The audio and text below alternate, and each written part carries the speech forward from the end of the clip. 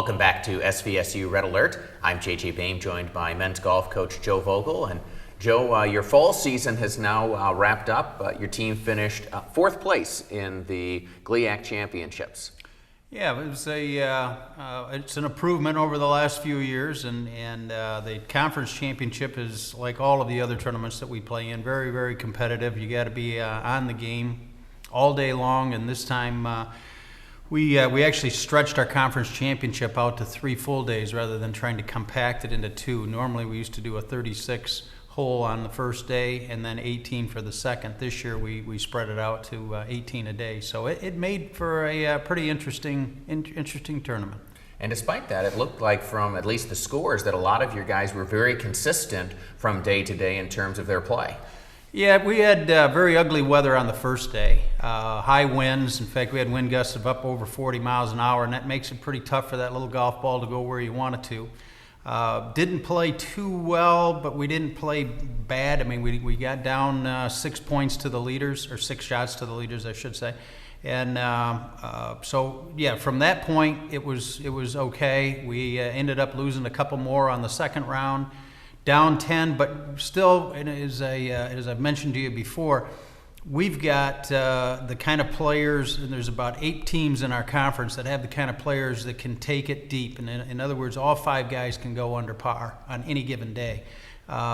Every coach is pretty much hoping or waiting for that to happen, and consequently it wasn't us, but it was Grand Valley. Grand Valley had one of those kind of days on the final round. They're down 11, they end up winning by 9 because they had 4 guys that basically got pretty hot. And they were able to do that, I know, with the flat blade, and I know that's one of the things you're really working on with your guys, is trying to make sure, because again, 1 or 2 putts around can make a big difference. That's right. We're really keying in this year on the 100 feet and in, basically 30 yards. And this game really boils down to who's making the 5-footers, who's making the majority of the 10-foot putts. And those 5-foot putts are critical. Anything inside there, if you're missing those, you're falling to the field. And that's the thing that we're working on, and that's the other reason why we think we've got just as good a program as 7 or 8 other programs in our conference, is that we've got the kind of players that can all hit the ball well. It's just a matter of who gets hot with the blade.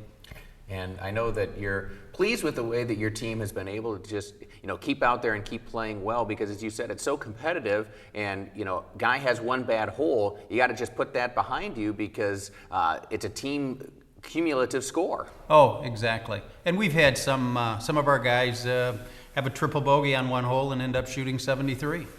And you take away a couple of strokes on that 73 because it might have been a mental mistake of some sort to get that triple bogey. But these guys are pretty mentally tough. I've got not only the 5 guys that played in the conference championship, I've got 3 or 4 more guys sitting back home that are just as good as those guys too. So we've got some strength going into the spring.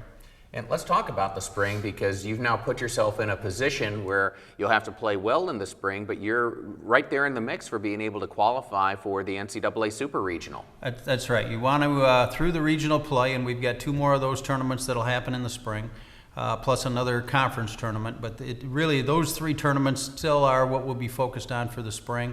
Our goal is always to be inside the top 10. Through the region, and there's over 30 teams now in our region through a 7-state region.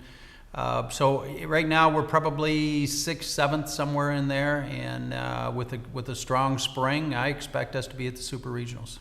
What do you do to keep your team playing well during the winter? Obviously, you can't go out and play outside in Michigan, at least not much longer. So what do you do to keep them sharp and make sure that they're ready to play come springtime? Well, we have a very long-standing winter workout program that we've done for many, many years, and it involves a lot of calisthenics, weightlifting, muscle stretching drills.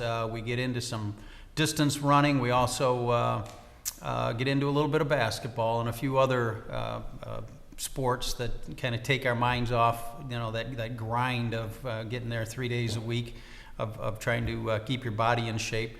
But we also do some hitting and some putting. We've got some things set up over in the Ryder Center that not only are we doing those physical things, but we're also working on the game itself. Well, hopefully all of that work pays off, because I know you're looking forward to a good spring from your club. Joe Vogel, thanks for joining us. Thank you, JJ. And when we come back, we'll be rejoined by SVSU football coach Jim Collins. That's next on SVSU Red Alert.